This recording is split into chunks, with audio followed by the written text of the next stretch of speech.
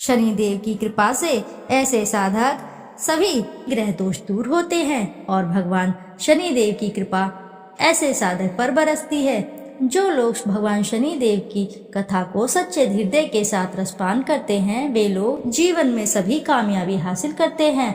आइए रसपान करते हैं हृदय के साथ भगवान शनिदेव की पौराणिक व्रत कथा। शनिदेव जिस पर मेहरबान हो जाए उसका जीवन संवर जाता है।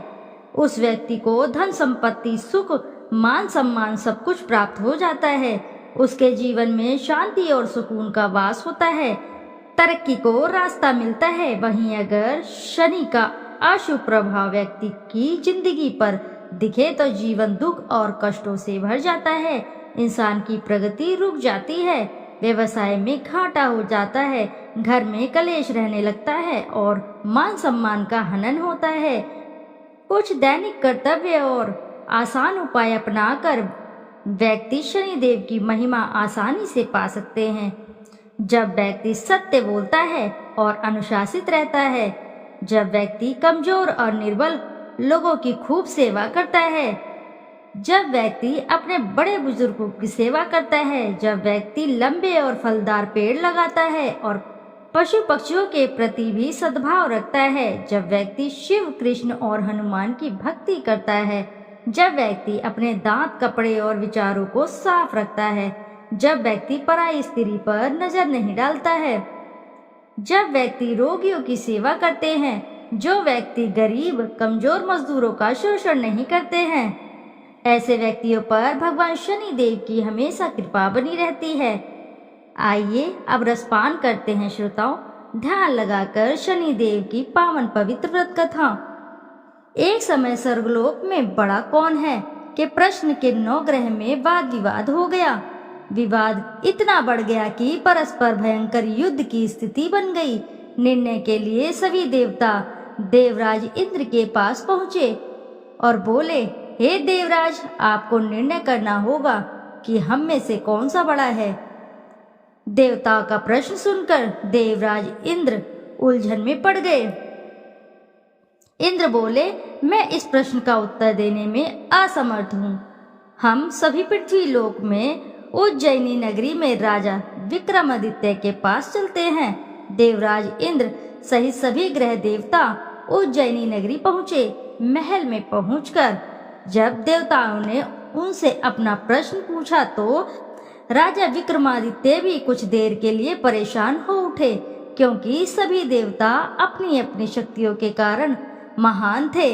किसी को भी छोटा या बड़ा कह देने से उनके क्रोध के प्रकोप से भयंकर हानि पहुंच सकती थी। अचानक राजा विक्रमादित्य को एक उपाय सूझा और उन्होंने विभिन्न धातुओं स्वर्ण रजत चांदी कांसा ताम्र तांबा सीसा रांगा जस्ता अभ्रक व लोहे के 9 आसन बनवाए। धातुओं के गुण के अनुसार सभी आसनों को एक दूसरे के पीछे रखवाकर उन्होंने देवताओं को अपने अपने सिंहासन पर बैठने को कहा। देवताओं के बैठने के बाद राजा विक्रमादित्य ने कहा, आपका निर्णय तो स्वयं हो गया। जो सबसे पहले सिंहासन पर विराजमान है वही सबसे बड़ा है। राजा विक्रमादित्य के निर्णय को सुनकर शनिदेव ने सबसे पीछे आसन पर बैठने के कारण अपने को छोटा जानकर क्रोधित होकर कहा, राजा विक्रमादित्य, तुमने मुझे सबसे पीछे बैठाकर मेरा अपमान किया है। तुम मेरी शक्तियों से परिचित नहीं हो, मैं तुम्हारा सर्वनाश कर दूंगा। शनि ने कहा, सूर्य एक राशि पर 1 महीना, चंद्रमा 2.25 दिन, मंगल 1.5 महीने, बुध और शुक्र 1 महीने, बृहस्पति 13 महीने रहते हैं, लेकिन मैं किसी राशि पर 7.5 वर्ष यानी 7.5 तक रहता हूँ। बड़े बड़े देवताओं को मैंने अपने प्रकोप से पीड़ित किया है। राम को 7.5 के कारण ही वन में जाकर रहना पड़ा और रावण को 7.5 के कारण ही युद्ध में मृत्यु का शिकार बनना पड़ा। राजा, अब तू भी मेरे प्रकोप से नहीं बच सकेगा। इसके बाद अन्य ग्रहों के देवता तो प्रसन्नता के साथ चले गए, परंतु शनिदेव बड़े क्रोध के साथ वहां से विदा हुए।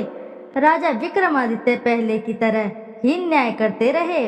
उनके राज्य में सभी स्त्री पुरुष बहुत आनंद से जीवन यापन कर रहे थे। कुछ दिन ऐसे ही बीत गए। उधर शनि देवता अपने अपमान को भूले नहीं थे। विक्रमादित्य से बदला लेने के लिए एक दिन शनिदेव ने घोड़े के व्यापारी का रूप धारण किया और बहुत से घोड़ों के साथ उज्जैनी नगरी पहुँचे। राजा विक्रमादित्य ने राज्य में किसी घोड़े के व्यापारी के आने का समाचार सुना तो वे अपने अश्वपाल को कुछ घोड़े खरीदने के लिए भेजा। उन्होंने घोड़े बहुत कीमती थे। अश्वपाल ने जब वापस लौटकर इस संबंध में बताया तो राजा विक्रमादित्य ने स्वयं आकर एक सुंदर व शक्तिशाली घोड़े को पसंद किया। घोड़े की चाल देखने के लिए राजा उस घोड़े पर सवार हुए तो वह घोड़ा बिजली की गति से दौड़ पड़ा। तेजी से दौड़ता घोड़ा राजा को दूर एक जंगल में ले गया और फिर राजा को वहां गिराकर जंगल में कहीं गायब हो गया। राजा अपने नगर को लौटने के लिए जंगल में भटकने लगा, लेकिन उन्हें लौटने का कोई रास्ता भी नहीं मिला। राजा को भूख प्यास लग आई। बहुत घूमने पर उसे एक चरवाहा मिला। राजा ने उससे पानी मांगा। पानी पीकर राजा ने उस चरवाहे को अपनी अंगूठी दे दी। फिर उससे रास्ता पूछकर वह जंगल से निकलकर पास के नगर में पहुंचा। राजा ने एक सेठ की दुकान पर बैठकर कुछ देर आराम किया। उस सेठ ने राजा से बातचीत की तो राजा ने उसे बताया कि मैं उज्जैनी नगरी से आया हूँ। राजा के कुछ देर दुकान पर बैठे रहने से सेठ जी की बहुत बिक्री हुई। सेठ जी ने राजा को बहुत भाग्यवान समझा और खुश होकर उसे अपने घर भोजन के लिए ले गया। सेठ के घर में एक सोने का एक हार खूंटी पर लटका हुआ था। राजा को उस कमरे में छोड़कर सेठ कुछ देर के लिए बाहर गया। तभी एक आश्चर्यजनक घटना घटी। राजा के देखते देखते सोने के उस हार को खूंटी निगल गई। सेठ ने कमरे में लौटकर हार को गायब देखा तो चोरी का संदेह राजा पर ही किया, क्योंकि उस कमरे में राजा ही अकेला बैठा था। सेठ ने अपने नौकरों से कहा कि इस परदेसी को रस्सियों से बांधकर नगर के राजा के पास ले चलो। राजा ने विक्रमादित्य से हार के बारे में पूछा तो उसने बताया कि उसके देखते ही देखते खूंटी ने हार को निगल लिया था। इस पर राजा ने क्रोधित होकर चोरी करने के अपराध में विक्रमादित्य के हाथ पांव कटवाने का आदेश दे दिया। राजा विक्रमादित्य के हाथ पांव काटकर उसे नगर की सड़क पर छोड़ दिया गया। कुछ दिन बाद एक तेली उसे उठाकर अपने घर ले गया और उसे अपने कोल्हू पर बैठा दिया। राजा आवाज देकर बैलों को हाँकता रहता। इस तरह तेली का बैल चलाता रहा और राजा को भोजन मिलता रहा। शनि के प्रकोप की 7.5 पूरी होने पर वर्षा ऋतु प्रारंभ हुई। राजा विक्रमादित्य एक रात मेघमल्हार गा रहा था। तभी नगर के राजा की लड़की राजकुमारी मोहिनी रथ पर सवार उस तेली के घर के पास से गुजरी। उसने मेघमल्हार सुना तो उसे बहुत ही अच्छा लगा और दासी को भेजकर गाने वाले को बुलाने को कहा। दासी ने लौटकर राजकुमारी को अपंग राजा के बारे में सब कुछ बता दिया। राजकुमारी उसके मेघमल्हार से बहुत प्रसन्न मोहित हुई। अतः उसने सब कुछ जानकर भी अपंग राजा से विवाह करने का निश्चय कर लिया। राजकुमारी ने अपने माता पिता से जब यह बात कही तो वे हैरान रह गए। रानी ने मोहिनी को समझाया, बेटी तेरे भाग्य में तो किसी राजा की रानी बनना लिखा है, फिर तू उस अपंग से विवाह करके अपने पांव पर कुल्हाड़ी क्यों मार रही है। राजकुमारी ने अपनी जिद पूरी कराने के लिए उसने भोजन करना छोड़ दिया और प्राण त्याग देने का निश्चय किया। आखिर राजा रानी को विवश होकर अपंग विक्रमादित्य से राजकुमारी का विवाह करना पड़ा। विवाह के बाद राजा विक्रमादित्य और राजकुमारी तेली के घर में रहने लगे। उसी रात स्वप्न में शनिदेव ने राजा से कहा, राजा तुमने मेरा प्रकोप देख लिया।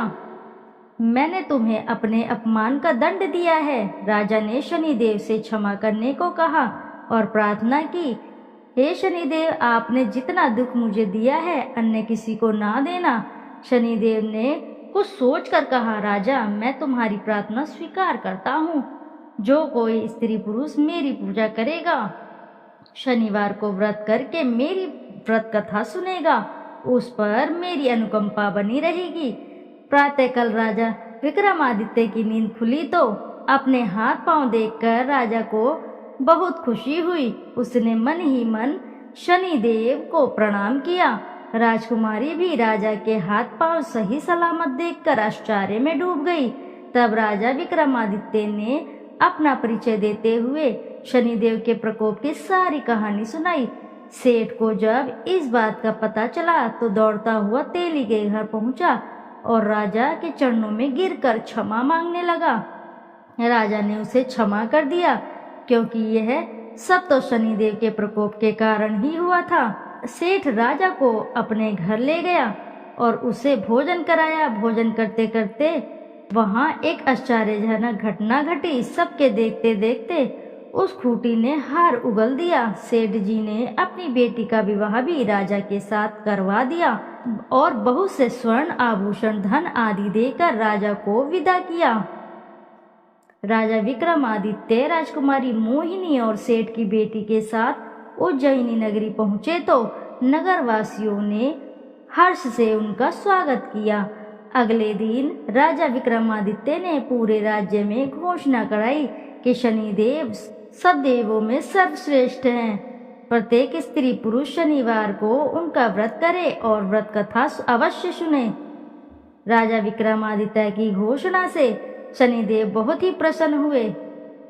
शनिवार का व्रत करने और व्रत कथा सुनने के कारण सभी लोगों की मनोकामनाएं शनिदेव की अनुकंपा से पूरी होने लगी। सभी लोग आनंद पूर्वक रहने लगे। इति शुभम। प्रेम से बोलिए प्रिय भक्तगणों, जय शनि महाराज की। आइए अब करते हैं शनिदेव की आरती। जय जय श्री शनिदेव, भक्तन हितकारी, सूर्यपुत्र प्रभु छाया महतारी।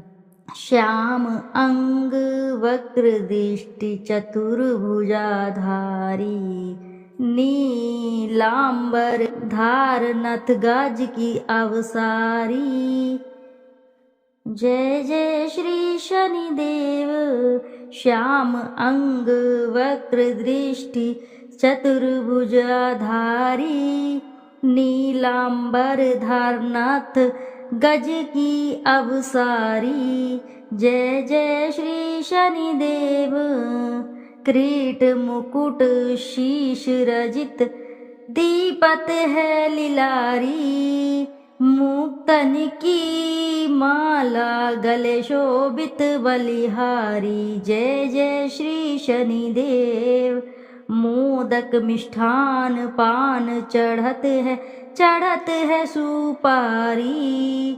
लोहा तिल तेल उड़द महिषी अति प्यारी। जय जय शनिदेव, जय जय जय श्री शनिदेव।